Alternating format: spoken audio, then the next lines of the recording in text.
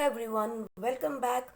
हम शुरू करने जा रहे हैं हमारा नया chapter that is hydrocarbons.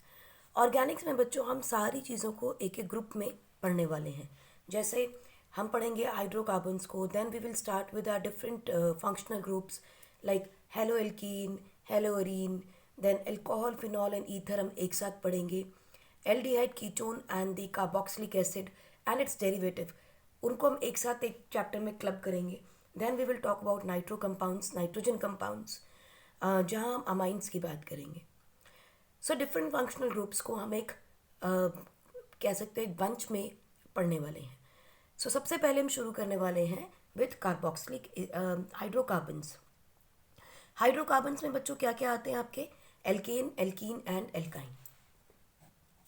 You will study about alkane, alkene and alkynes, and you know that these are also the primary suffixes जो हम लोग सिंगल बॉन्ड, डबल बॉन्ड और ट्रिपल बॉन्ड को आइडेंटिफाई करते हैं, right?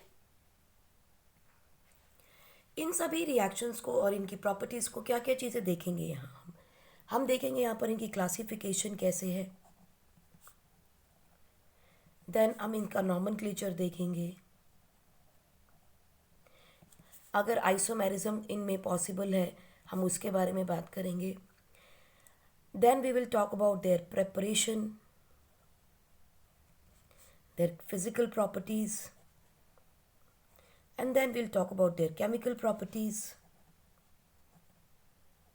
And finally will see what are the uses.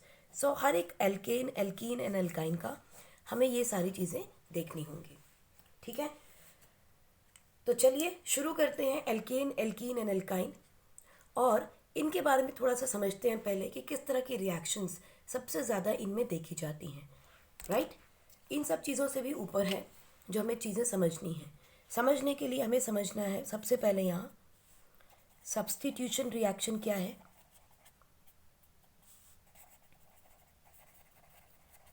Then we will be talking about addition reaction. इनके सारे fundamentals देखेंगे, हाउ दीज रिएक्शंस प्रोसीड, इनके मैकेनिज्म देखेंगे। Then will talk about elimination reaction,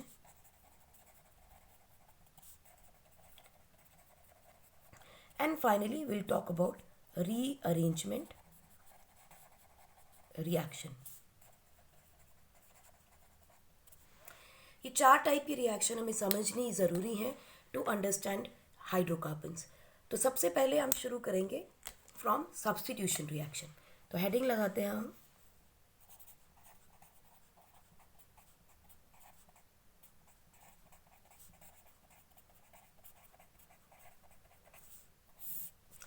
substitution reaction. बच्चों substitution reaction in case of hydrocarbons दो तरीके से होती है, एक होती है सैचुरेटेड में और एक होगी अनसैचुरेटेड में।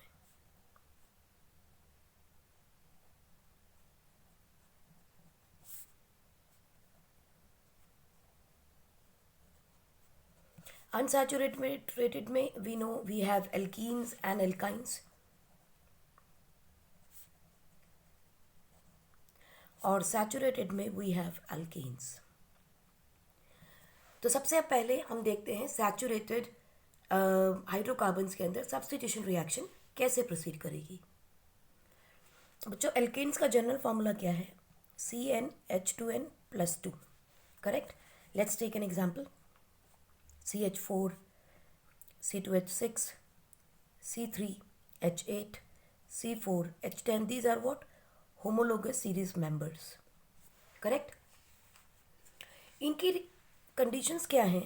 अगर इनका एक हाइड्रोजन, लेट अस से take an example of methane, यहाँ से एक हाइड्रोजन को रिप्लेस किया जाए, ठीक है, एंड यहाँ पे कोई हैलोजन आ जाए, नाइट्रो कंपाउंड आ जाए, सल्फ्यूरिक एसिड का कोई कंपाउंड आ जाए, so this is called as substitution reaction, क्योंकि हाइड्रोजन इज रिप्लेस्ड और substituted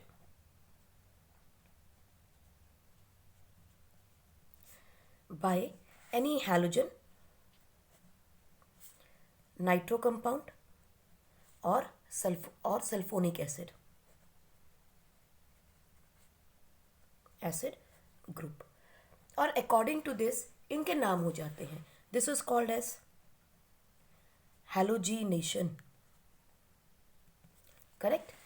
This is called as nitrification. और इसे हम बोलते हैं सल्फोनेशन. करेक्ट. सो बेसिकली क्या है, हाइड्रोजन को हटा के वहाँ कोई और फंक्शनल ग्रुप आ जाता है. राइट. तो चलिए हम एक एग्जांपल यहाँ हैलोजन से देख लेते हैं. Late us look eight how halogenation will occur. ठीक. हैलोजिनेशन बच्चों एक तो कंडीशन है इसकी, या तो ये हाई टेम्परेचर पे होती है, रूम टेम्परेचर पे रिएक्शन नहीं होती, क्योंकि सैचुरेटेड मॉलिक्यूल को तोड़ने के लिए हमें ज़्यादा बॉन्ड एनर्जी की ज़रूरत पड़ती है. ठीक है. Bond dissociation energy should be high. दूसरी चीज़ हो सकती है ये इन the presence of diffused sunlight.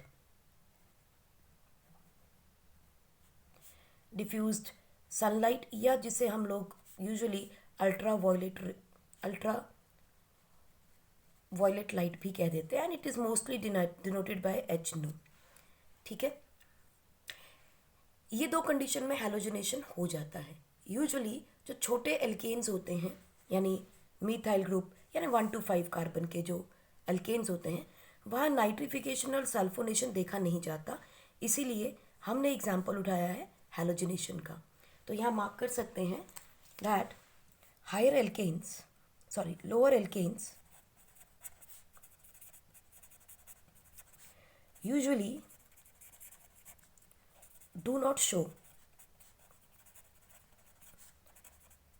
nitrification and sulfonation. ठीक. So let us look at the halogenation, और इसी को हम बोलते हैं सब्स्टिट्यूशन रिएक्शन. तो चलिए इसको पॉज करके आप नोट कर लीजिए. अगर आपसे कोई ये पूछता है कि सब्स्टिट्यूशन रिएक्शन होती क्या है, तो आप सिंपल लिखोगे that substitution reaction is when hydrogen is replaced और substituted by any halogen, nitro और सल्फोनिक ग्रुप और any functional group is known as substitution reaction. तो यहाँ लिख लेते हैं substituted hydrogen is substituted by any other functional group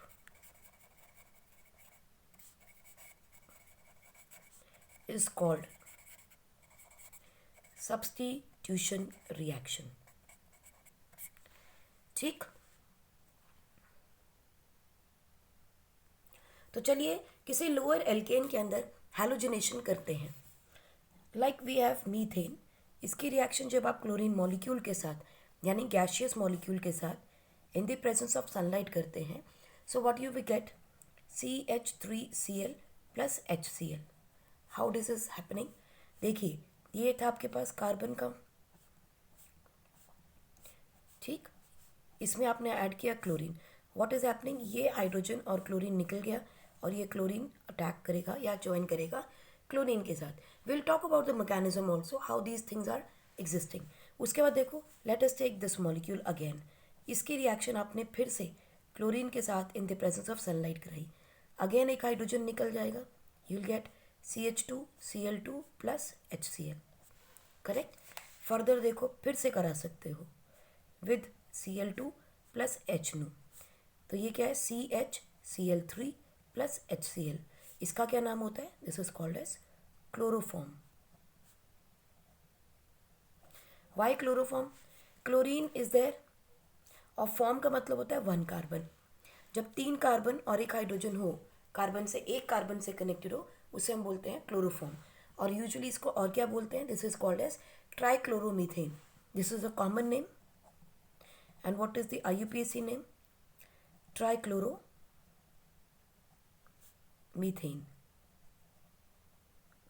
similarly dichloromethane, chloromethane. अब देखो फर्दर क्या होगा.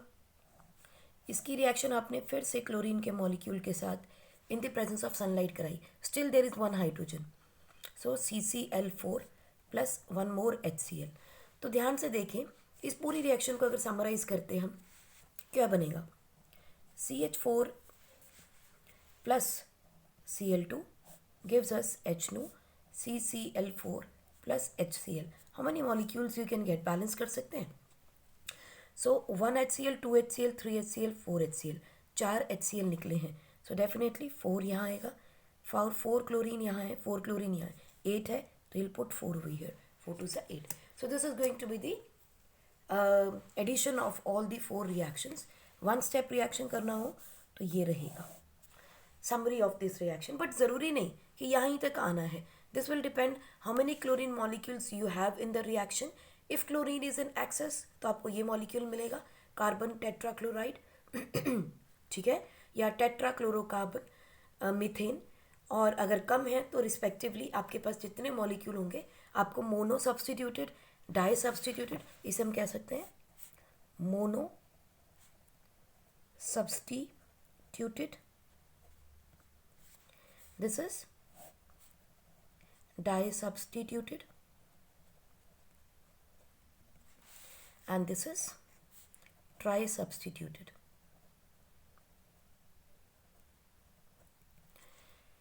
ठीक, and this is tetra-substituted. और tetra-substituted क्योंकि कार्बन की टेट्रा वैलेंसी होती है, we can say all substituted या completely substituted. ठीक जी. आइए देखते हैं ये रिएक्शंस हुई कैसे. सबसे पहले हम देखते हैं इसका मैकेनिज्म. बच्चों इसका मैकेनिज्म 3 स्टेप रिएक्शन है और ये इसका मैकेनिज्म जो है it is by the free radical method. अब आपको समझ में आ गया है कि कार्बन या तो कार्बोकटाइन बनाता है या कार्बो अनाइन बनाता है और या क्या बनाता है, फ्री रेडिकल. तो यहाँ पे जो रिएक्शन सनलाइट की प्रेजेंस में होती है that is always the free radical mechanism. और इसमें 3 स्टेप्स होते हैं. पहला स्टेप है बच्चों इनिशिएशन का.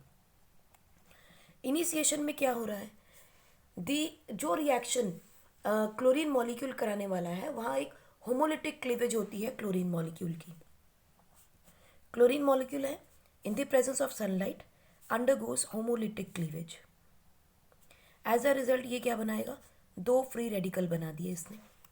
ठीक है, so chlorine molecules undergo homolysis. और ये क्यों हुआ, क्योंकि अगर हम ध्यान से देखें कार्बन कार्बन की बॉन्ड, कार्बन हाइड्रोजन की बॉन्ड एनर्जी, कार्बन कार्बन की बॉन्ड और कार्बन हाइड्रोजन की bond energy is less. So क्योंकि स्टेबल बॉन्ड्स हैं दोनों, so bond dissociation energy is very high. Dissociation energy is higher than carbon chlorine chlorine bond dissociation energy. यानी कि chlorine chlorine की bond जो है कंपैरेटिवली कार्बन कार्बन और carbon hydrogen bond से वीक होती है, इसीलिए इसको तोड़ना आसान होता है. तो सनलाइट जैसी इसके ऊपर पड़ती है क्लोरीन अपने अपने इलेक्ट्रॉन को लेके अलग हो जाते हैं. ठीक, सो क्योंकि इलेक्ट्रोनेगेटिविटी डिफरेंस सेम है, ऐसा नहीं है कि पॉजिटिव हो जाएगा नेगेटिव हो जाएगा, क्योंकि कोई और डाइपोल इंड्यूस करने के लिए नहीं आ रहा.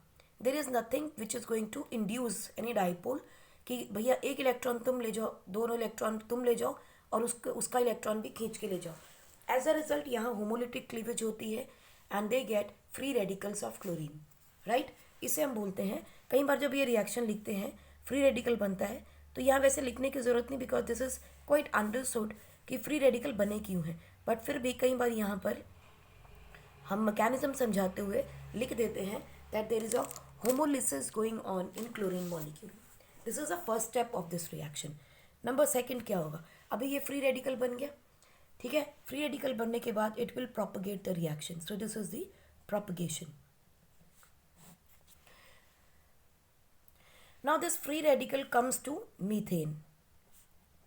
अब मीथेन के पास आया है तो इससे हाइड्रोजन की डिमांड करता है, ये कहता है कि मुझे ले लो, कि take me. In the presence of sunlight what is going to happen now, as a result of this chlorine radical methane के जो हाइड्रोजन है, if I write it like this तो कोई प्रॉब्लम, सेम चीज़ है. Because of this free radical यहाँ से भी होमोलिटिक क्लीवेज इंड्यूस हो जाएगी. So this will take its own electron and this will take its own electron. So देखो यहाँ भी 2 फ्री रेडिकल बन गए, CH3 radical and H radical. Now chlorine जो है इलेक्ट्रोनेगेटिव है, एज अ रिजल्ट हाइड्रोजन को निकाला है, तो ये क्लोरीन, एक क्लोरीन इसके पास जाएगा CH3Cl बनाने के लिए, और दूसरा क्लोरीन कहाँ है, ये रहा, ये इसके साथ कंबाइन कर जाएगा. देखो दो हुए थे ना क्लोरीन, एक क्लोरीन इसके पास आ गया, दूसरा क्लोरीन इस हाइड्रोजन के पास चला जाएगा. So you will get HCl. So this is what is going to happen in case of propagation. अब यहाँ पे एक अकेला तो है नहीं, एक तरह से तो ये रिएक्शन ऐसे हो सकती है, बट यहाँ आके रिएक्शन रुक जाएगी. सो दिस रिएक्शन का मोड कुछ डिफरेंट तरीके से चलता है, क्योंकि यहाँ अगर आ गया फिर तो ख़त्म. अब क्या करें? सो व्हाट हैपन्स एक्चुअली, ये वाला हाइड्रोजन और क्लोरीन इतनी जल्दी यहाँ से लिबरेट नहीं होता. कैसे बनाता है देखो, इसको हम रिएक्शन को देखते हैं एक्चुअल मैकेनिज्म.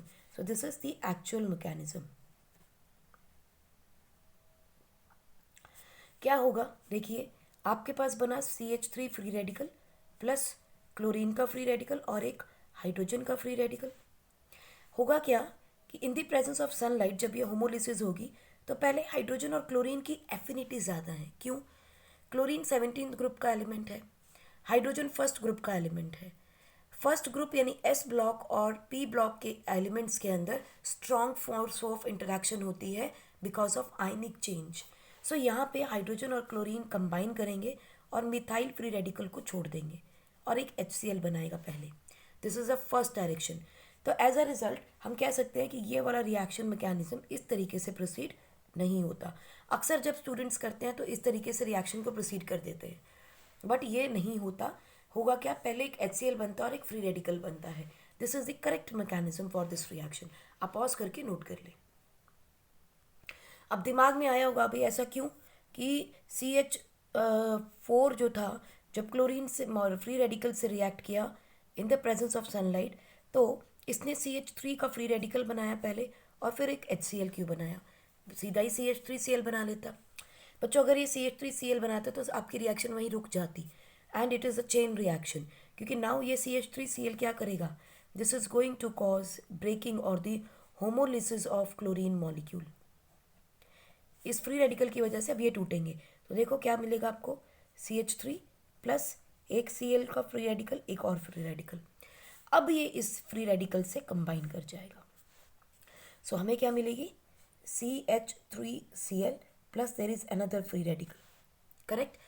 इस तरीके से रिएक्शन फॉरवर्ड चलती रहेगी, क्योंकि अब ये क्लोरीन का फ्री रेडिकल क्या करेगा, एक और मीथेन मॉलिक्यूल के पास जाएगा और उसके फ्री रेडिकल क्रिएट करेगा. Look at it.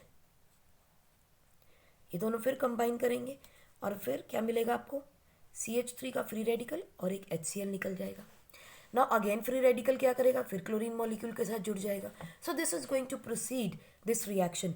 अच्छा दूसरे पर हमें ये भी पता है ये एक मैकेनिज्म हो गया, यानी कि दिस इज पॉसिबल कि हमारे पास बहुत सारा मोनो सब्स्टिट्यूटेड मीथेन मिल जाए, यानी क्लोरोमीथेन. राइट.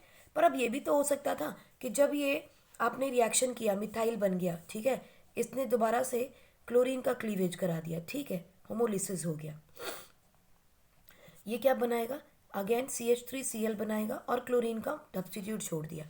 अभी देखो मिक्सचर के अंदर आपके बहुत सारे क्लोरोमीथेन बन जाएंगे.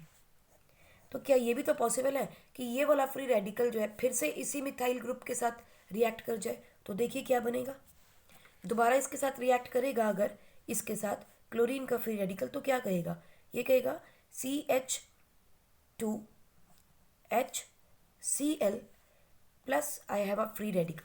ठीक है, we are talking about one free radical, ऐसे बहुत सारे होंगे. तो ये क्या करेगा, इसकी होमोलिटिक क्लीवेज कराएगा जो हम पहले कर रहे थे. एक इसके पास ले गया, एक इसके पास ले गया. ठीक. So what is going to happen, आपके पास बना CH2 free radical Cl, H free radical plus Cl का फ्री रेडिकल. अब ये इसके साथ ना कंबाइन करके इसके साथ भी तो कंबाइन कर सकता है टू फॉर्म CH2Cl2, और आपके पास क्या बच गया, एक H का फ्री रेडिकल.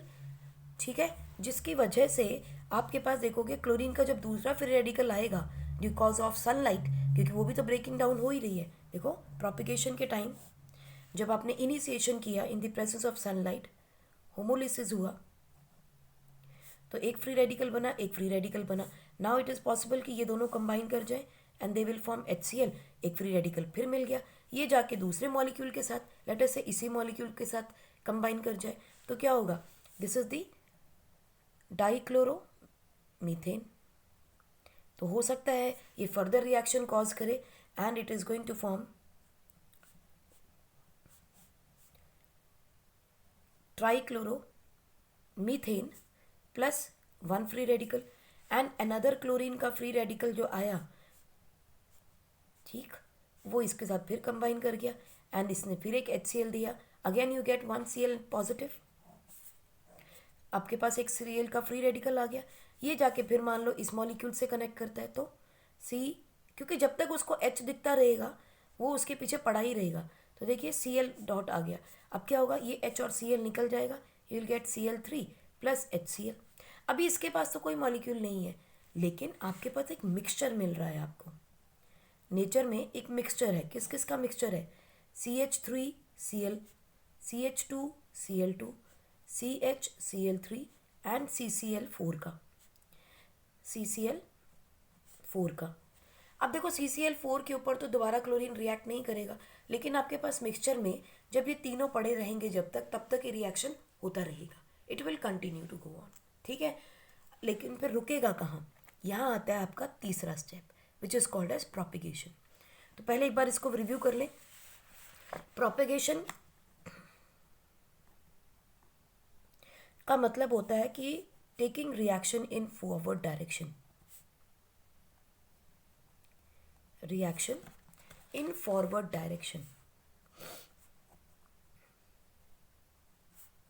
माने रिएक्शन होती रहे और प्रोडक्ट बनाती रहे, इसे बोलते हैं प्रोपिगेशन। प्रोपिगेशन के लिए जब क्लोरीन का फ्री रेडिकल आया तो उसने एक मिथाइल फ्री रेडिकल बनाया और HCl, मिथाइल फ्री रेडिकल ने फिर से क्लोरीन मॉलिक्यूल को तोड़ा, आपके पास क्या बन गया, अब की बार मिथाइल फ्री रेडिकल क्लोरीन के साथ रिएक्ट करेगा क्योंकि वो रिएक्टिव है मिथाइल फ्री रेडिकल, उसने क्या बनाया, क्लोरोमीथेन, एक क्लोरीन का फ्री रेडिकल फिर छोड़ दिया, now this is also reactive, ये दूसरे मॉलिक्यूल को तंग करेगा आके, जब उसने तंग किया तो फिर से उसने क्या किया, एक HCl निकाल दिया, फिर से मिथाइल फ्री रेडिकल बना दिया।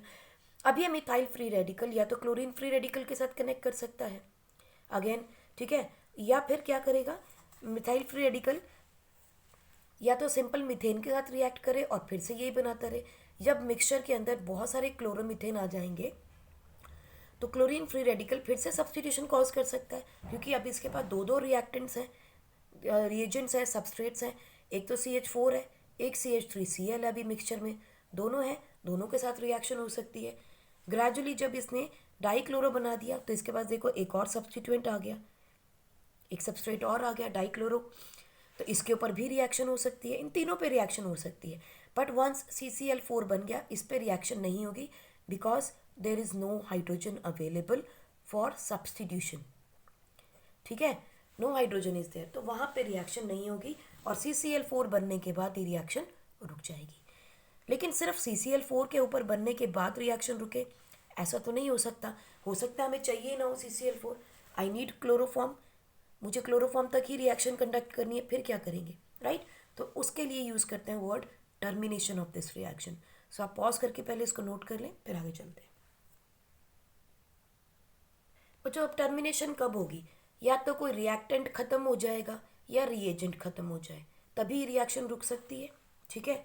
सो आपके पास क्या था रिएक्टेंट, आपके पास रिएजेंट सबस्ट्रेट थे CH4, CH3Cl, CH2Cl2, ठीक है, यही सबस्ट्रेट थे, क्योंकि CCl4 के साथ तो रिएक्शन प्रोसीड होनी ही नहीं because there is no hydrogen available.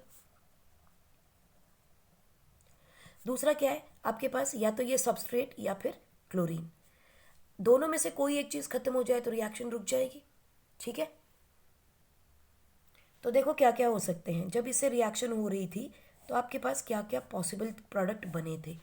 देखिए आपने देखा कि अगर मैंने यहाँ पर क्लोरीन के साथ इसकी रिएक्शन कर दी तो आपके पास या तो क्लोरीन का फ्री रेडिकल रह जाता है, ठीक है, या फिर आपके पास मिथाइल का फ्री रेडिकल रह जाता है, करेक्ट। तो क्या क्या पॉसिबिलिटीज़ है कि ये क्लोरीन का मॉलिक्यूल, चलो इसको हम इस तरह से समझते हैं कि एक फ्री रेडिकल, चलो यहाँ लिखते हैं, एक मिथाइल का फ्री रेडिकल है, क्लोरीन का फ्री रेडिकल रह जाता है, या फिर मिथाइल का फ्री रेडिकल रह जाता है, या फिर ये दोनों कंबाइन करते हैं। करेक्ट। इसका मतलब या तो अपने ही रेडिकल के साथ ये कंबाइन करके Cl2 बना दे, ये अपने ही रेडिकल के साथ कंबाइन करके आपको एक मॉलिक्यूल दे दे मीथेन, और ये दोनों कंबाइन कर जाए तो क्या मिल जाए, CH3Cl, जैसा कि हमने इनिशियली देखा था जब हम गलत रिएक्शन प्रोसीड कर रहे थे, लाइक दिस वन, कि CH3 आया, फ्री रेडिकल बना, H और एक Cl दूसरा फ्री रेडिकल कंबाइन किया, और इन दोनों ने कंबाइन किया, एज अ रिजल्ट CH3Cl और HCl बन गया। अब इसके आगे रिएक्शन नहीं हो सकती, it is going to stop this reaction, because अब आपके पास और क्लोरीन का मॉलिक्यूल नहीं है, ना ही आपके पास और मीथेन है। आपने एक ही मोल मीथेन लिया, एक ही मोल क्लोरीन का लिया, सनलाइट की प्रेजेंस में रिएक्शन हुई तो क्लोरोफॉर्म बन, आपके पास क्लोरोमीथेन और HCl बन के रिएक्शन रुक गई, because you don't have any more reagent, right. तो ध्यान से देखो, हमें पता है क्लोरोफॉर्म तो बनता ही है, और हमें पता है क्लोरीन मॉलिक्यूल भी बन सकता है, लेकिन इम्पॉर्टेंट क्वेश्चन जो यहाँ से आता है वो ये आता है कि इस रिएक्शन सब्स्टिट्यूशन में इथेन क्यों बना। तो वी कैन से, यहाँ पर हम प्रूव कर सकते हैं कि इथेन एक बाय प्रोडक्ट है यहाँ पे जो बन रहा है। सो नोट डाल के लिखे that ethane can be formed as byproduct in the substitution reaction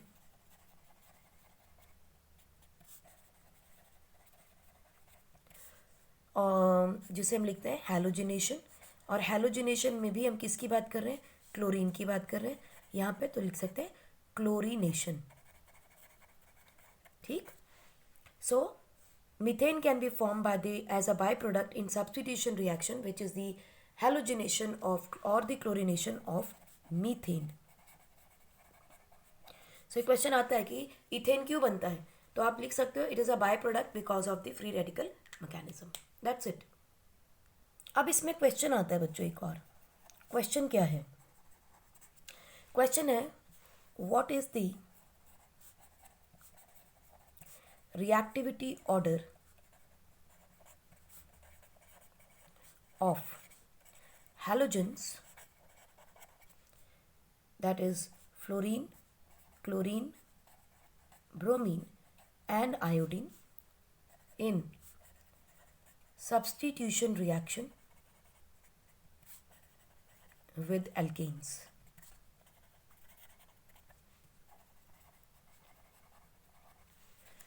ठीक, तो ये आपसे ऑर्डर पूछा जाता है कि एल्केन्स के अंदर अगर ये रिएक्शन हो रही है तो what is the reactivity order, इसे हम रेट ऑफ रिएक्शन भी कह देते हैं, ठीक है। तो देखिए क्या रिएक्शन का ऑर्डर होगा, fluorine is more reactive than chlorine, is more reactive than bromine than iodine. बच्चों फ्लोरीन की reaction can occur even in dark, अंधेरे में भी हो जाएगी। क्लोरीन के लिए हमें कैसी चाहिए होती है, सनलाइट चाहिए होती है, ठीक है, सनलाइट चाहिए, थोड़ा हाई टेम्परेचर चाहिए। ब्रोमीन में और ज़्यादा और आयोडीन में और ज़्यादा, कारण सोचो, iodine exist as a solid, bromine exist as a liquid, chlorine exist as gas, ये भी गैस है ये भी गैस है, लेकिन इसमें लाइट की ज़रूरत है इसमें नहीं, ऐसा क्यों, ऐसा इसलिए क्योंकि आप ध्यान रखेंगे कि फ्लोरीन का साइज छोटा होता है, as a result electron electron repulsion is high, ठीक। सो यहाँ लिख सकते हैं due to higher electron electron repulsion in the molecule, इसीलिए फ्लोरीन का मॉलिक्यूल स्टेबल नहीं होता, बहुत जल्दी टूटता है, बॉन्ड डिसोसिएशन एनर्जी कम होती है, and low bond dissociation energy, तो इस वजह से ये बहुत जल्दी रिएक्ट करता है। और हमें ये भी पता है as we move down the group van der Waals forces increases, क्यों, because of increase in molecular mass. तो जैसे जैसे मॉलिक्यूलर मास बढ़ रहा है, तो यहाँ देखो डाउन द ग्रुप, यहीं लिखते हैं down the group as molecular mass atomic mass increases, ठीक, van der Waals force is increases, so bond dissociation energy increases, ठीक। इसीलिए fluorine is more reactive. Pause करके आप नोट कर लें। क्योंकि फ्लोरीन की रिएक्शन डार्क में भी हो सकती है, तो इसका मतलब इट कैन रिएक्ट वायलेंटली। अगर रोशनी में हुआ तो आग भी लग सकती है, क्योंकि बहुत ज़्यादा एनर्जी रिलीज कर देगा, ठीक है। सिमिलर क्वेश्चन आता है बच्चों, what is the reactivity order of alkanes for substitution reaction. अब एल्केन कितनी तरह के होते हैं हमें पता है, 1 डिग्री, 2 डिग्री, 3 डिग्री एल्केन्स होते हैं। Like we have CH3 1 degree, then CH3 this is what 3 degree है ना। ओके, इसको ले लेते हैं, this is what 2 degree, and then CH3 इस कार्बन को क्या कहेंगे, 3 degree. So these are the type of carbons, we know it, 1 degree carbon, 2 degree carbon, 3 degree carbon. What is the reactivity order of alkanes for substitution reaction? तो जिसमें जितने ज़्यादा hydrogen होते हैं उसमें उतनी आसानी से सब्स्टिट्यूशन हो सकता है। मगर एक और चीज़ ध्यान रखो, हमें यहाँ पर देखना है कॉन्सेप्ट स्टेबिलिटी ऑफ कटायन और stability of radical, carbon free radical, ठीक। स्टेबिलिटी जिसकी ज़्यादा होगी वो उतनी जल्दी रिएक्शन करेगा। अब देखो 3 degree carbocation, 3 degree carbocation, 3 degree free radical and 1 degree carbocation are stable. अब हम बात करें फ्री रेडिकल की, तो हमारे फ्री रेडिकल क्या बने, this is the free radical.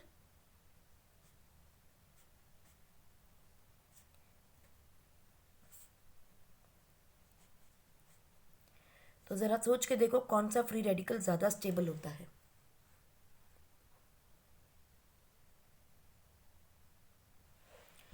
ठीक है, सो इसके अंदर सब्स्टिट्यूशन रिएक्शन कौन सी होगी, देखो फ्री रेडिकल ये ज़्यादा स्टेबल होगा, CH3 डॉट, क्यों, इसके ऊपर इलेक्ट्रॉन और नहीं आ रहे, इसके पास इलेक्ट्रॉन और नहीं आएंगे, यानी एक मिथाइल ग्रुप है, इंडक्टिव इफेक्ट दे रहा है। यहाँ देखो ये भी इंडक्टिव दे रहा है, इसको अनस्टेबल बनाएगा, ये इसको इलेक्ट्रॉन दे रहा है, इसको अनस्टेबल बना देगा, करेक्ट। जो अनस्टेबल होंगे बहुत जल्दी रिएक्ट करेंगे, स्टेबल जो है वो कहेगा मुझे रिएक्शन की ज़रूरत नहीं है, ठीक है। सो बीइंग अनस्टेबल, तो यहाँ कह सकते हो stability of carbocation is inversely proportional to reactivity. जो जितना ज़्यादा स्टेबल होगा वो उतना कम रिएक्टिव होगा, ठीक है। अब देखो 3 डिग्री फ्री रेडिकल जो है it is highly unstable because of +I effect of methyl group, as a result it will be highly reactive. तो this is going to be the reactivity order, right. Pause करके आप note कर लें। अब एक चीज़ का ध्यान रखना बच्चों, जैसे मीथेन की रिएक्शन आपने फ्लोरीन से कराई, even in dark this reaction is going to be violent and it is going to proceed like CHF बन गया और HF बन गया, ठीक। सिमिलरली क्लोरीन के साथ रिएक्शन की आपने इन द प्रेजेंस ऑफ सनलाइट, तो होमोलिसिस होने की वजह से, होमोलिसिस तो दोनों में ये सब में ही हो रहा है, ठीक है। So you will get CH3Cl plus HCl। I am just giving 1 step reaction to you, ठीक है, मोनो सब्स्टिट्यूशन जो हो रहा है। अभी जब ब्रोमीन के साथ रिएक्शन करेंगे तो I will have to increase the temperature, तो हीट करना पड़ेगा आपको इसको, ठीक है। तो हीटिंग से बात बन जाएगी and you will gate CH3Br plus HBr मिल जाएगा। लेकिन जब इसकी रिएक्शन आप आयोडीन से कर रहे हो तो ये डायरेक्ट नहीं होगी। अब जब भी रिएक्शन बॉन्ड डिसोसिएशन एनर्जी बढ़ती है तो हमें क्या करना पड़ता है, उसका थ्रेशोल्ड एनर्जी कम कर दो, एक कैटलिस्ट लगा दो। कैटलिस्ट क्या करता है, एक्टिवेशन एनर्जी कम करता है, रिएक्शन को आसानी से होने देता है। अगर आपको याद हो इक्विलिब्रियम पे मैंने आपको एक बात बताई थी कि अगर मान लीजिए ये एनर्जी ऑफ रिएक्टेंट है, ठीक है, तो कोई भी रिएक्शन को प्रोसीड करने के लिए ये एक्टिवेशन एनर्जी जो है ये ओवरकम करनी पड़ती है. This is the amount of the energy which every reagent, every reactant should pass through. This is the energy and this is the product formation or the reaction. तो कोई भी reaction होती है पहले उसको ये एरिया पास करना पड़ता है और फिर प्रोडक्ट की एनर्जी थोड़ी कम होती है. ठीक है, this is in case of exothermic reactions, है ना. तो कैटलिस्ट क्या करता है, वो एक छोटा रास्ता बना देता है, भैया इतना दूर नहीं जाना, हम नीचे से ही काम कर लेंगे. This is the role of activation, energy कम हो जाती है. Role of a catalyst due to catalyst. ठीक, और इस कैटलिस्ट को हम क्या कहते हैं, बेसिकली क्या है, कुछ ना कुछ ऐसे रिएजेंट डाल देते हैं जो इस रिएक्शन को थोड़ा तेज़ी से करा दे. अब अगर मुझे आयोडीन के साथ ये रिएक्शन कंडक्ट करनी है, यानी आयोडोनेशन कंडक्ट करना है, सो व्हाट आई डू, इसकी रिएक्शन मीथेन के साथ अगर मैं करती हूँ तो एक रिवर्सिबल रिएक्शन हो सकती है in the form of CH3I plus HI. तो मैं क्या करूँगी, ये HI जो बनेगा इसको मुझे बार बार निकालना पड़ेगा, नहीं तो ये रिएक्शन वापस हो जाएगी, क्योंकि iodine this is more stable then this molecule. तो मुझे क्या करना पड़ेगा कि लीट चैटलियर्स प्रिंसिपल, प्रोडक्ट में से किसी को निकालते रहे. तो मैंने क्या किया, HI की रिएक्शन, मैंने HI3 की रिएक्शन एक मैंने स्ट्रॉन्ग एजेंट के साथ करा दी, जो क्या करेगा, आयोडीन को स्टेबल फॉर्म में यानी आयोडीन फॉर्म में निकाल दे, ताकि आयोडीन ये रिएक्शन बैकवर्ड ना जाए. इसकी रिएक्शन मैंने HiO3 से करा दी या HNO3 से करा दो, क्योंकि दोनों के दोनों एजेंट कैसे हैं, these are called as strong oxidizing agent. ये हमने रिडॉक्स रिएक्शन में भी किया है, क्योंकि नाइट्रोजन अपनी मैक्सिमम ऑक्सीडेशन स्टेट में है, इसीलिए ये एक स्ट्रॉन्ग ऑक्सीडाइजिंग एजेंट है, क्योंकि अब ये रिड्यूस ही होगा. सोचो जरा, 3 to the 6 and 1 5 +5 की ऑक्सीडेशन स्टेट में ये बैठा है, ये +7 की ऑक्सीडेशन स्टेट में है iodine. This is the maximum oxidation state which can be given by these atoms. As a result अगर हम HiO3 के साथ इसकी रिएक्शन कर देते हैं तो it is going to release as iodine molecule plus water. तो देखो, प्रोडक्ट साइड से आप कम कर रहे हो तो reaction will keep on moving in the right hand side और towards the product. So this is what how we can proceed a reaction with iodine. Pause करके आप नोट कर लें.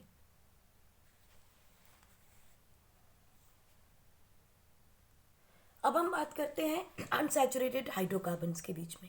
बच्चों, अनसैचुरेटेड हाइड्रोकार्बन्स में एल्कीन और एल्काइन में substitution से ज़्यादा एडिशन रिएक्शन होता है, बट स्टिल हम इसमें देखते हैं in case of aromatic compounds, जैसे बेंजीन में. बेंजीन के अंदर हम देखेंगे substitution reactions. So in case of unsaturated we have to understand the aromatic compound. तो चलिए देखते हैं.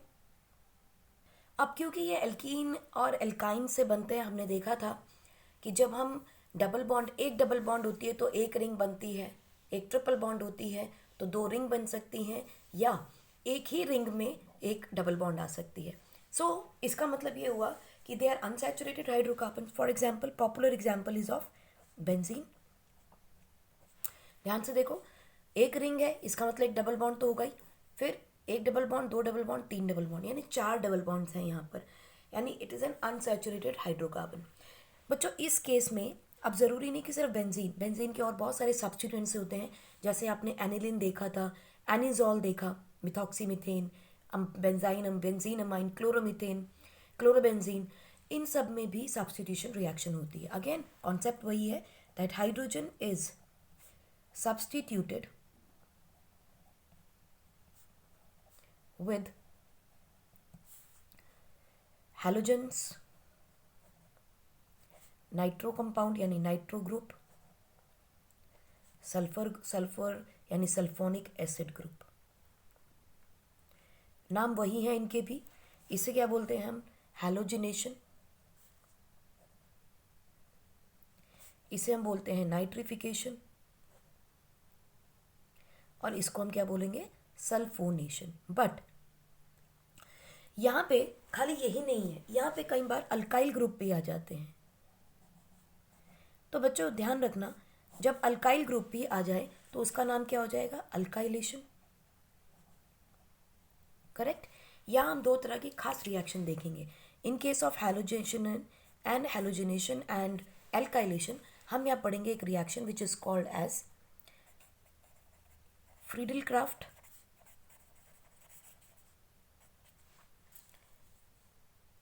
एल्काइलेशन। ठीक है, फ्रीडल-क्राफ्ट एल्काइलेशन पढ़ेंगे यहाँ एक, इसे इसे तो हेलोजिनेशन ही रखेंगे। This is going to be the Friedel Crafts alkylation, I am sorry for that. ठीक है, और एक हम और देखेंगे that is called as acylation, यानी एसाइल ग्रुप भी आ जाता है यहाँ। This is called as acylation, जब एल्काइल ग्रुप के साथ या एसाइल ग्रुप आ जाए। अब ये एसाइल ग्रुप क्या होता है?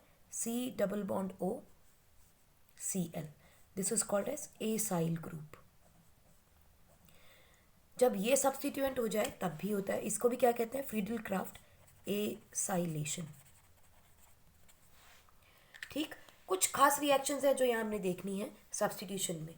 तो जब हम एरोमेटिक कंपाउंड की सब्स्टिट्यूशन करते हैं तो उसका हम खुद का, इस पूरी रिएक्शन का ही एक नाम देते हैं, and that is called as electrophilic substitution reaction. क्यों? क्योंकि H पॉजिटिव को हम रिप्लेस कर रहे हैं बाय एनी अदर इलेक्ट्रोफाइल। देखो कौन कौन से इलेक्ट्रोफाइल हो सकते हैं आपके पास। अब पहला, हैलोजन का इलेक्ट्रोफाइल, नाइट्रो का इलेक्ट्रोफाइल, सल्फोनेशन में SO3H पॉजिटिव का, सल्फोनेशन में HO3S पॉजिटिव बनेगा आपके पास। एल्काइलेशन में CH3+ आएगा, आपके पास C+OCH3 पॉजिटिव आएगा। So these are all the positive charges. सब H पॉजिटिव को जो रिप्लेस करेंगे वो खुद भी पॉजिटिव होने चाहिए। ठीक है, सो this is what is electrophilic substitution reaction. पहले हम रिएक्शंस को देखते हैं, फिर उसके मैकेनिज्म को देखेंगे। करेक्ट? तो देखिए क्या होगा। सबसे पहले हम देखते हैं हैलोजिनेशन। क्या होगा? ये है आपके पास बेंजीन का ring, chlorine molecule in the presence of anhydrous AlCl3। ठीक, ये बनाएगा आपके पास क्या? Cl plus you will get HCl। इसका नाम क्लोरोबेंजीन। ठीक, इस सिंपल रिएक्शन से आओ जरा देखते हैं इसका मैकेनिज्म क्या होगा।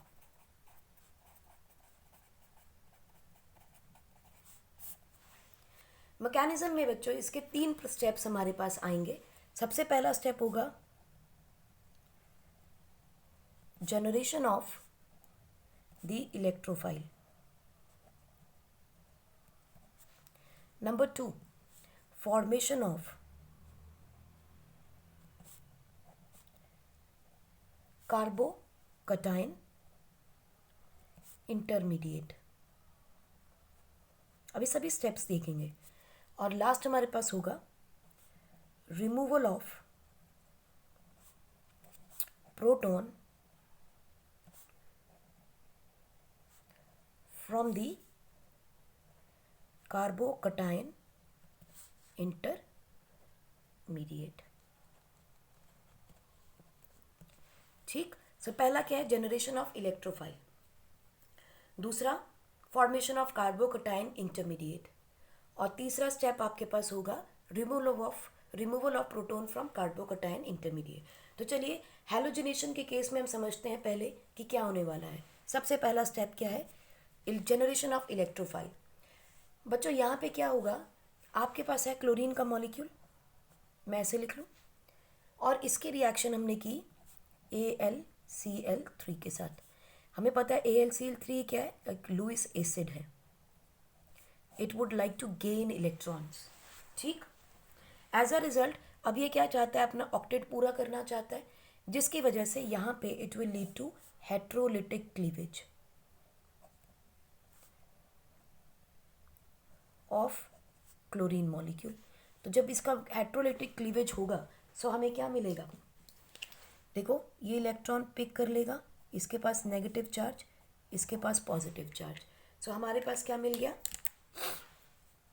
और ये जो नेगेटिव चार्ज है क्योंकि इसको खींचना था, सो ये क्या करेगा, इस इलेक्ट्रॉन को उठा के अपने पास ले आएगा। तो ये बन गया AlCl4 और ये नेगेटिव चार्ज इसका इसके साथ है, plus Cl positive. Now what is this, this is my electrophile. बन गया, ठीक है जी। नेक्स्ट स्टेप में क्या होगा, फॉर्मेशन ऑफ इंटरमीडिएट कार्बोकटायन। कैसे बनेगा, अब आया मेरा सबस्ट्रेट। सबस्ट्रेट क्यों, क्योंकि कार्बन एटम डोनेट करेगा, मिलेगा हमें प्रोडक्ट में इससे, प्लस क्लोरीन का पॉजिटिव चार्ज आ गया which is what, chloronium ion. जितने भी कटायन होते हैं उसके साथ NiUm लगाते हैं, तो क्लोरोनियम आयन बन गया। ये क्या है आपके पास, benzene. Because of this positive charge ये आके बोलता है मुझे ले लो मुझे ले लो, जगह नहीं है कहाँ ले ले।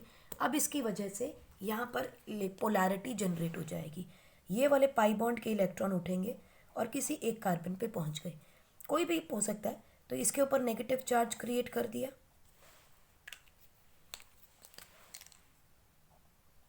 और इसके पास पॉजिटिव चार्ज क्योंकि इसने अपने इलेक्ट्रॉन मिल गए इसको, इससे दिए है ना, ये दोनों पाई इलेक्ट्रॉन उठे, यहाँ नेगेटिव चार्ज यहाँ positive charge. As a result अब क्या होगा, क्लोरीन कहाँ जाएगा, जहाँ नेगेटिव है, तो क्लोरीन की मूवमेंट हमने कर दी towards this negative charge, right.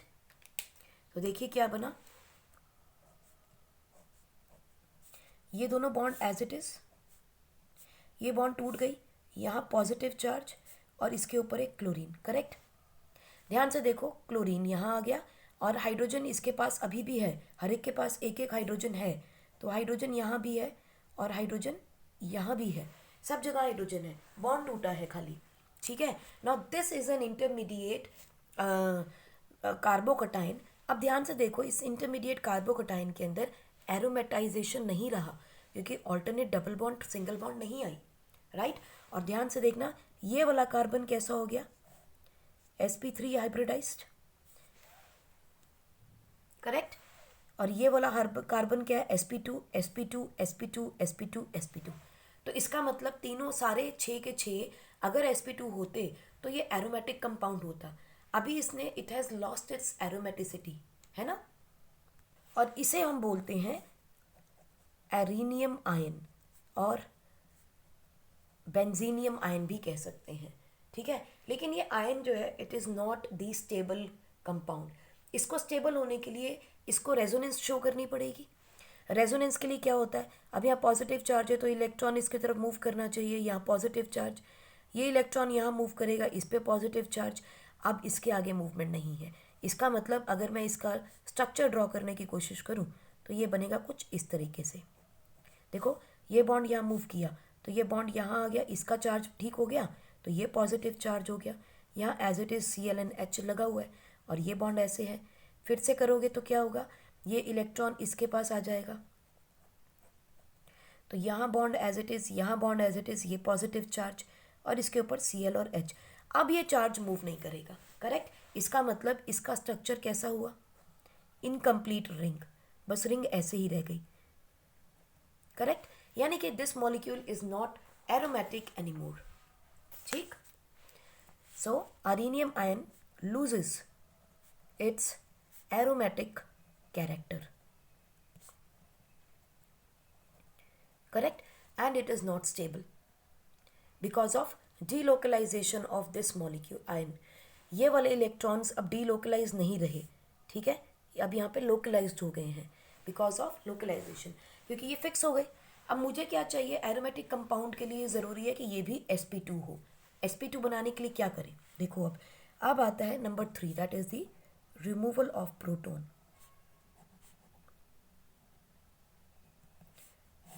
कैसे होगा रिमूवल ऑफ प्रोटॉन, इस मॉलिक्यूल को दोबारा उठाते हैं, देखिए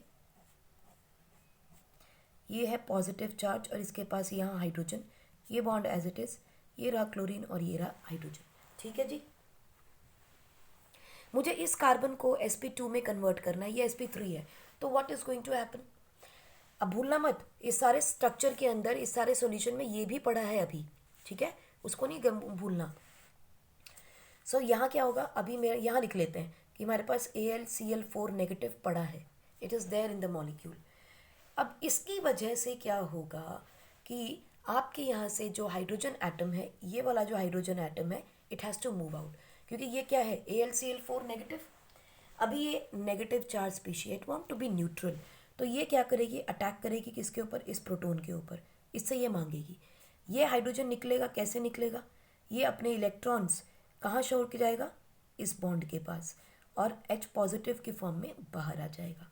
तो देखिए क्या बन जाएगा, जैसे यहाँ डबल बॉन्ड बनी आराम से, तो ये बन गया Cl, हाइड्रोजन अपनी जगह पर सब जगह पे है, 1 2 3 4 5 6 हाइड्रोजन है, प्लस यू विल गेट, यहाँ का हाइड्रोजन सब्स्टिट्यूट हो गया, 1 2 3 4 5, और ये हाइड्रोजन सब्स्टिट्यूट हो गया, plus you will get HCl, और AlCl3 इज़ अ कैटलिस्ट जो हमें वापस मिल जाएगा। यूजुअली कैटलिस्ट को हम प्रोडक्ट साइड पे लिखते नहीं हैं, बट यहाँ हम लिख के इसलिए बता रहे हैं कि यहाँ पर ये वापस मिल जाएगा आपको, ठीक है। So this is what is the removal of proton.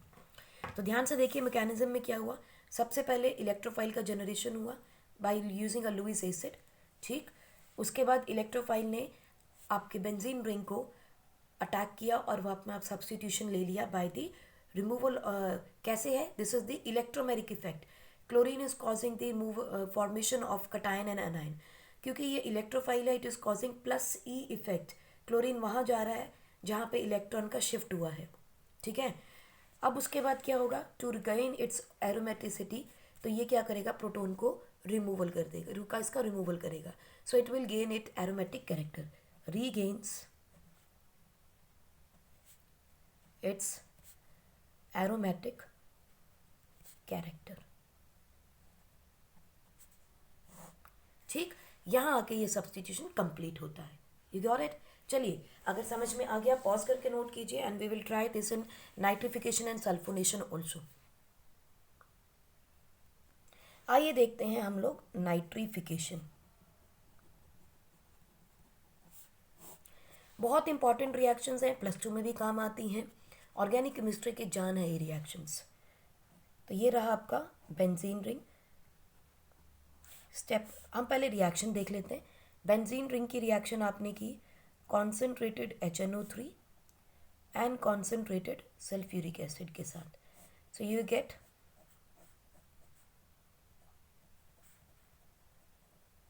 Nitrobenzene plus water, ठीक। अब ये कैसे बना, चलिए स्टेप नंबर 1 देखते हैं। क्या है step number 1, generation of electrophile.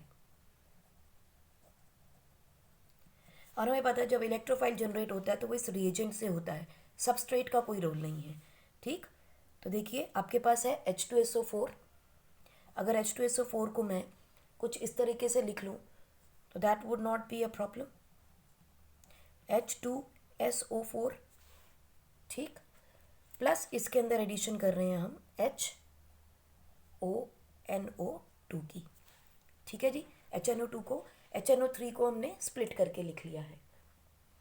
अब हमें पता है इसके पास क्या है, लोन पेयर HNO3, और यहाँ से क्या होगा, ये लोन पेयर और ये ऑक्सीजन, ये कार्बन ऑक्सीजन एंड नाइट्रोजन जो है इनमें इलेक्ट्रोनेगेटिविटी डिफरेंस है, और यहाँ पे पोलैरिटी भी कॉज कर रहा है। तो यहाँ क्या है, +I effect and -I effect. Oxygen इस हाइड्रोजन से इलेक्ट्रॉन खींचेगा, as a result what will happen, देखो ये लोन पेयर आया, ये लोन पेयर मांग रहा है किसको, हाइड्रोजन को मांग रहा है। क्यों मांग रहा है, क्योंकि वाटर मॉलिक्यूल इजीली लिबरेट हो सकता है। बच्चों यहाँ आती है thermodynamics, thermodynamically water is a very stable molecule, as a result ये इससे प्रोटॉन मांगेगा, प्रोटॉन मांगेगा तो ये इलेक्ट्रॉन इस ऑक्सीजन को दे के जाएगा। सो आपके पास क्या बन जाएगा, देखिए एक इंटरमीडिएट बनेगा, ध्यान से देखना, ये लोन पेयर से ये हाइड्रोजन को देगा, लोन पेयर ये हाइड्रोजन को मांग रहा है सल्फ्यूरिक एसिड से, ठीक है, और अपना प्रोटॉन जो है बनाने के लिए ये दोनों इलेक्ट्रॉन ऑक्सीजन को छोड़ के जाएगा। तो देखिए HO3SO, प्रोटॉन इसने अपना दे देना है, तो अब आपके पास क्या बनेगा, नेगेटिव, क्योंकि इलेक्ट्रॉन यहाँ शिफ्ट हुए, plus you will gate HO with a dative bond hydrogen, single bond NO2, क्योंकि इसने अपना लोन पेयर दिया है, एक वैकेंसी आ गई, तो प्लस का साइन, ठीक, क्योंकि कुछ डोनेट किया है। अभी ऑक्सीजन एक इलेक्ट्रोनेगेटिव एलिमेंट है, वो अपने इलेक्ट्रॉन वापस चाहता है, ठीक है। तो जब इसको वापस चाहिए होते हैं इलेक्ट्रॉन, हाइड्रोजन को तो दिए हैं, हाइड्रोजन से तो मांगेगा नहीं, तो ये लेस इलेक्ट्रोनेगेटिव एलिमेंट NO2 से इलेक्ट्रॉन को मांगता है, तो इलेक्ट्रॉन का मूवमेंट हुआ ये। तो देखो क्या मिला,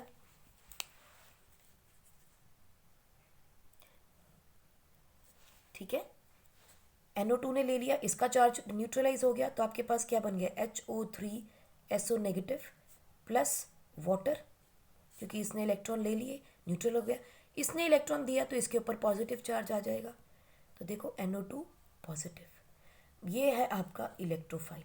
सो you have generated the electrophile NO2, और इसका नाम क्या होगा, नाइट्रोनियम आयन, राइट। आपके पास इलेक्ट्रोफाइल जनरेट हो गया। अभी स्टेप 2 क्या है आपके पास, that is formation of carbocation intermediate,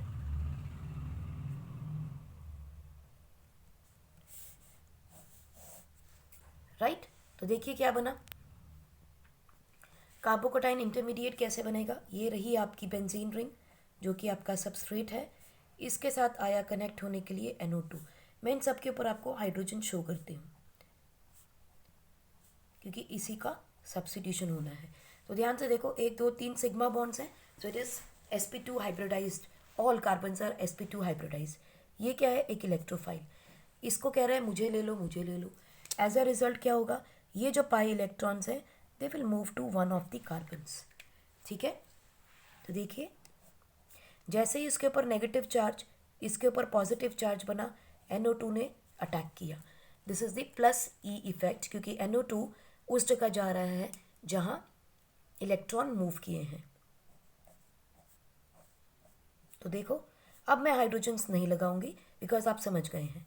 तो देखो यहाँ क्या, एक हाइड्रोजन लगा है और एक NO2 आके लग गया, और यहाँ हाइड्रोजन तो ऑलरेडी था ही, लेकिन पॉजिटिव चार्ज है। Now this molecule has lost its aromatic character, तो this is what, arenium ion और नाइट्रो आरोनियम आयन, ठीक है, but lost aromatic character.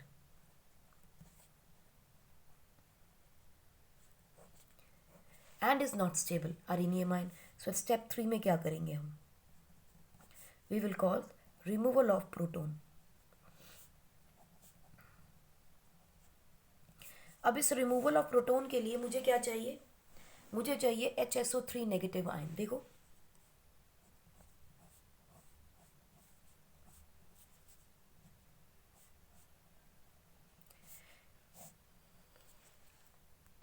Right, क्योंकि देखो 3 oxygen 1 oxygen 4 sulphur and hydrogen, तो अपने पास क्या बन गया, HSO4 नेगेटिव आयन।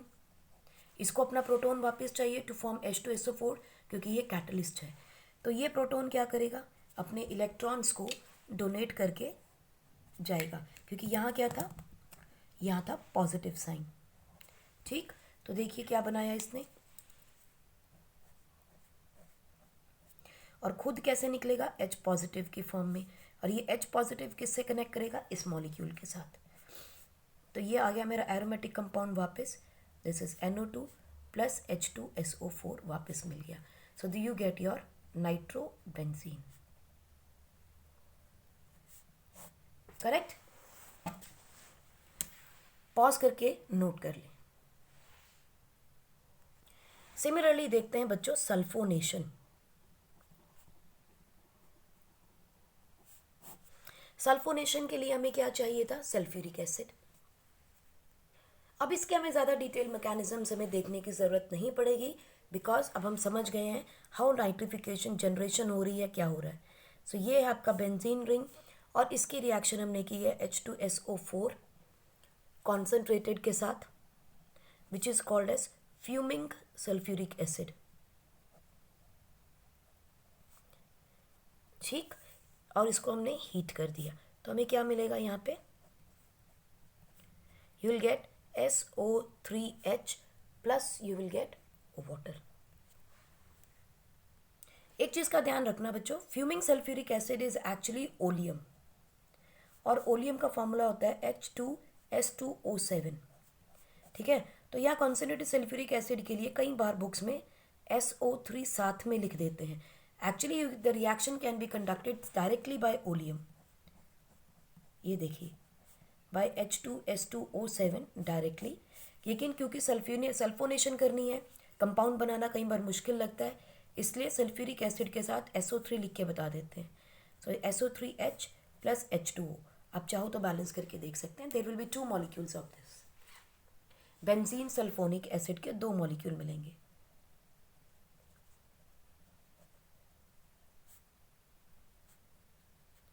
ठीक है, इसके मैकेनिज्म के ऊपर हमें जाना नहीं, हमें सिर्फ इतना ही समझना है इसके बारे में। नेक्स्ट रिएक्शन देखते हैं बच्चों, that is the Friedel craft alkylation. Important reaction है, ध्यान रखिएगा, केमिस्ट्री में बार बार यूज होगी ये। Friedel craft alkylation.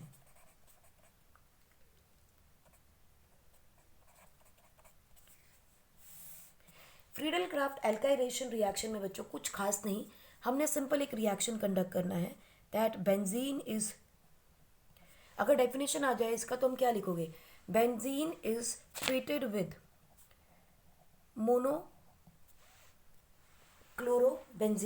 मोनोक्लोरोमीथेन और क्लोरोमीथेन, सिंपल एल्काइल हैलाइड के साथ इसकी रिएक्शन होती है। This is called as chloromethane, और इसका कॉमन नेम हम एल्काइल हैलाइड के नाम से भी लिखते हैं।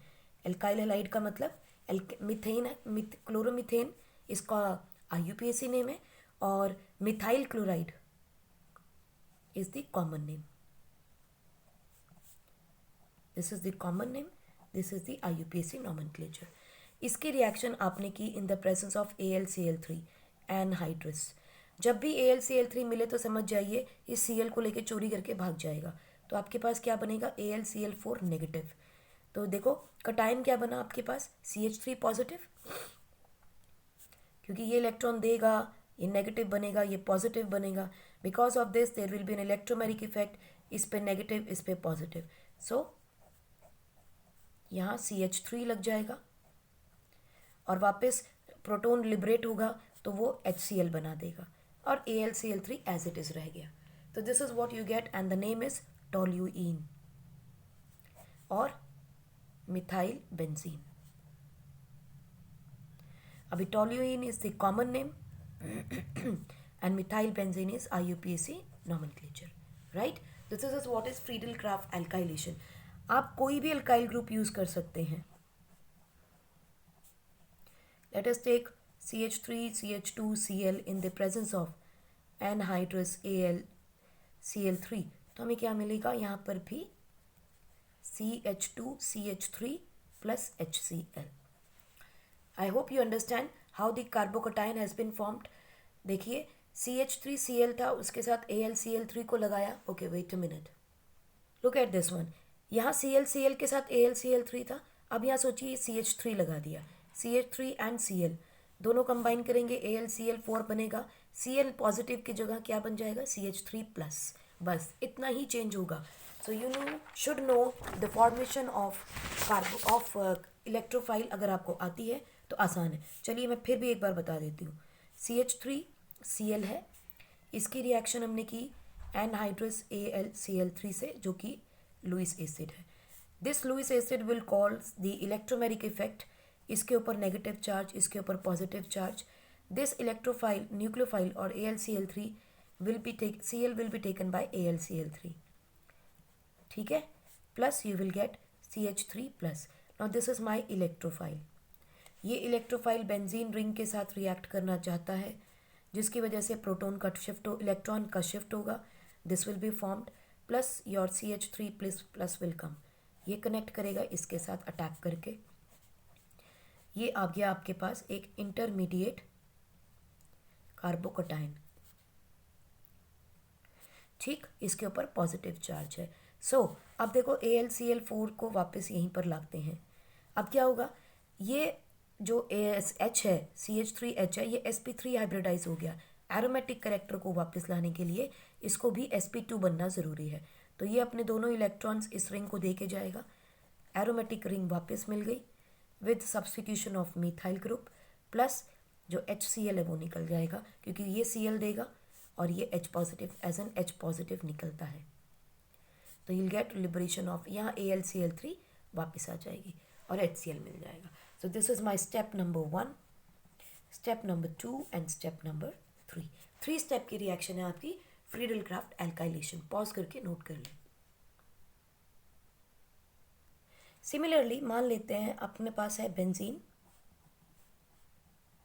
इसकी रिएक्शन आपने की CH3 CH2 CH2Cl के साथ in the presence of anhydrous AlCl3। तो क्या लगता है हमें क्या प्रोडक्ट मिलना चाहिए? दिमाग में आता है Cl हटाते हैं CH2 CH3 मिल जाएगा। अब ध्यान से सोचो, ये भी तो मिल सकता था, नहीं ये भी मिल सकता है। क्यों मिल सकता है वो देखो, मैं यहाँ पे आपको एक चीज़ बता रही हूँ। ये रिएक्शन है बच्चों बेसिकली रीअरेंजमेंट की, जो कि 4th रिएक्शन है, बट यहाँ थोड़ा सा आपको बता देते हैं।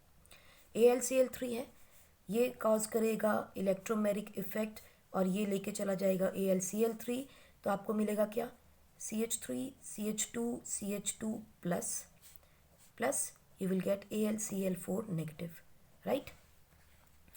ध्यान से देखो 1 डिग्री प्रोपाइल है, ये नॉर्मल प्रोपाइल है ना, 1 डिग्री अल्काइल ग्रुप है। आपको नहीं लगता 1 डिग्री से ज़्यादा जो स्टेबल मॉलिक्यूल होता है वो कौन होता है? 2 डिग्री। तो यहाँ एक रीअरेंजमेंट होता है, रीअरेंजमेंट रिएक्शन कह सकते हैं इसको हम। उसमें क्या होती है CH3 CH एंड CH2, अगर मैं ऐसे लिख लूँ तो कोई दिक्कत? अब देखो 1 degree carbocation is less stable, as a result ये हाइड्रोजन, ठीक है जी, अपने इलेक्ट्रॉन्स को दे के जाएगा यहाँ पर और ये निकलेगा ओके, ये रीअरेंजमेंट जब होगा तो ये इलेक्ट्रॉन लेकर जाएगा, तो क्या बन जाएगा नेगेटिव एंड पॉजिटिव। तो देखिए रीअरेंजमेंट में क्या हुआ, ये नेगेटिव इस पॉजिटिव के साथ कनेक्ट कर जाएगी, तो दिस इज CH3 ये पॉजिटिव इसके साथ H कनेक्ट हो गया, तो इसके पास 3 हाइड्रोजन आ गए, पॉजिटिव यहाँ आ गया। Now this is a 2 degree carbocation and we know that 2 degree carbocation is more stable than 1 degree carbocation. So electrophile यहाँ पर क्या हो जाएगा CH प्लस CH3 इसीलिए जो यहाँ मेजर प्रोडक्ट बनेगा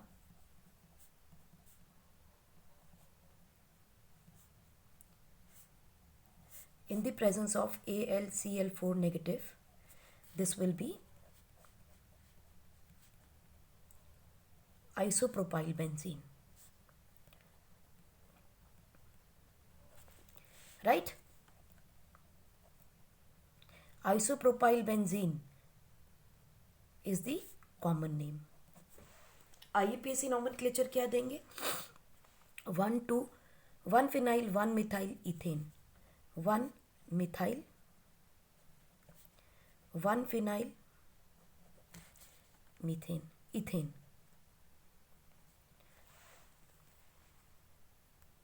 ओके यहाँ पर methyl phenyl is a parent chain, sorry this is not the right name, so यहाँ लिखेंगे 1 डैश और 2 डैश, यू विल राइट, और यहाँ लिखेंगे 1, so 1 then you will write a substituent 1 dash methyl ethyl benzene.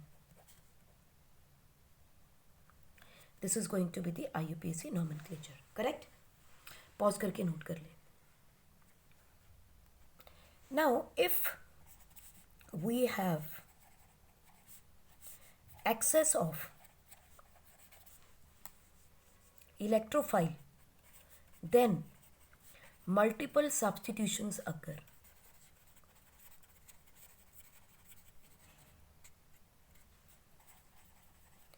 For example, देखो, let us say we have this benzene ring और इसके साथ क्लोरीन का मॉलिक्यूल है आपके पास और एनहाइड्रस AlCl3 है आपके पास, ठीक है जी. और आपके पास बहुत सारा है, ये क्लोरीन एक्सेस में है, फिर क्या होगा, एक क्लोरीन की सब्स्टिट्यूशन थोड़ी होगी, सारे के सारे हाइड्रोजन जो है वो सब्स्टिट्यूट हो जाएंगे। ठीक, और इस रिएक्शन के अंदर अगर मेरे पास ये ज़्यादा हो तो मुझे टेम्परेचर भी राइज़ नहीं करने की ज़रूरत पड़ती, ठंडे टेम्परेचर पे और डार्क में ही रिएक्शंस हो जाती हैं। ठीक है, क्योंकि ये एक कैटलिस्ट लगा हुआ है, so we do not need to increase the temperature. ठीक, plus you will get 6 molecules of HCl। तो इसको क्या बोलते हैं हम लोग, हेक्साक्लोरोबेंजीन। हेक्साक्लोरोबेंजीन, बेंजीन पे हाइड्रोजन ही एक होता है हर एक कार्बन पे, तो हर कार्बन पे क्लोरीन सब्स्टिट्यूट हो जाती है। राइट बच्चों, पॉज कर लीजिए। Late us look at the last reaction in case of substitution reactions, जिसका कि नाम है फ्रीडल क्राफ्ट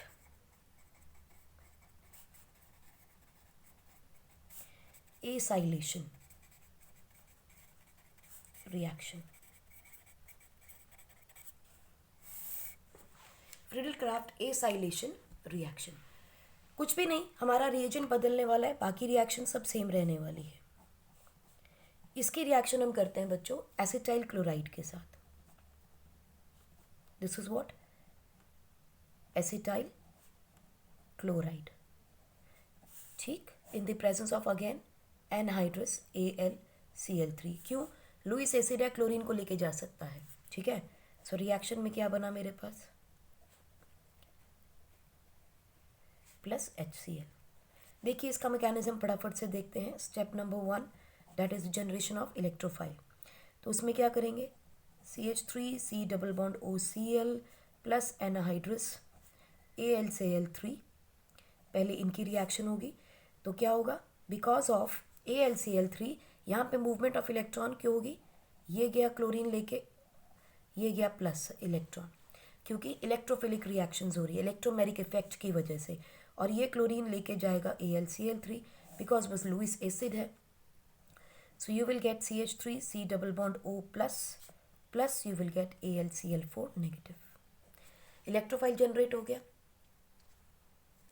जैसे ही आपका इलेक्ट्रोफाइल जनरेट हो जाएगा, स्टेप नंबर 2 पे क्या होगा, इंटरमीडिएट कार्बोकटायन फॉर्मेशन।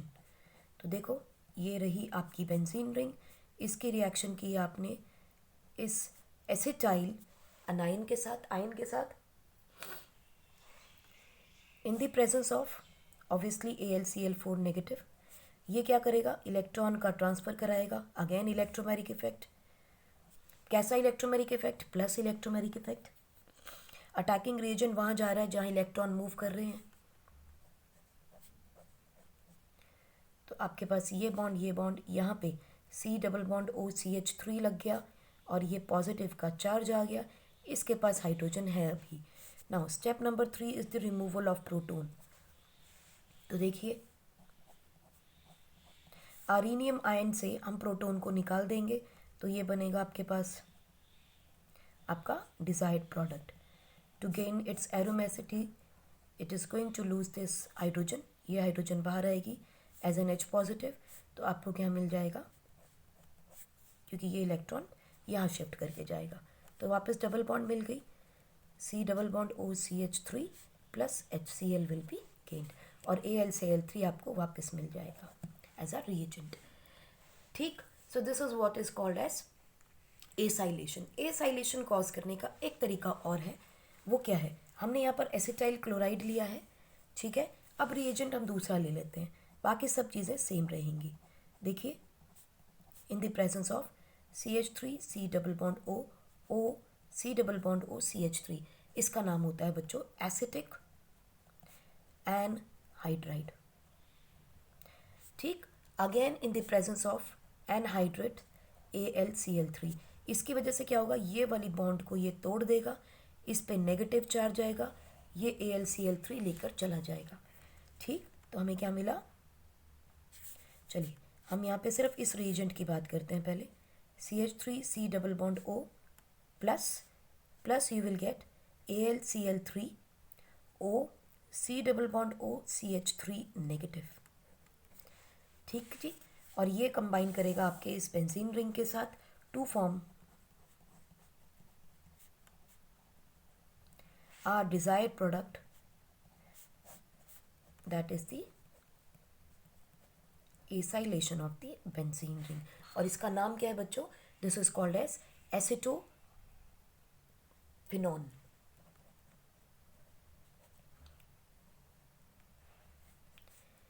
इसका नाम है एसिटोफिनोन. तो यहाँ खत्म होता है बच्चों substitution reactions in case of hydrocarbons. Next हम करेंगे addition reactions in our next lecture. So till then take care and keep studying.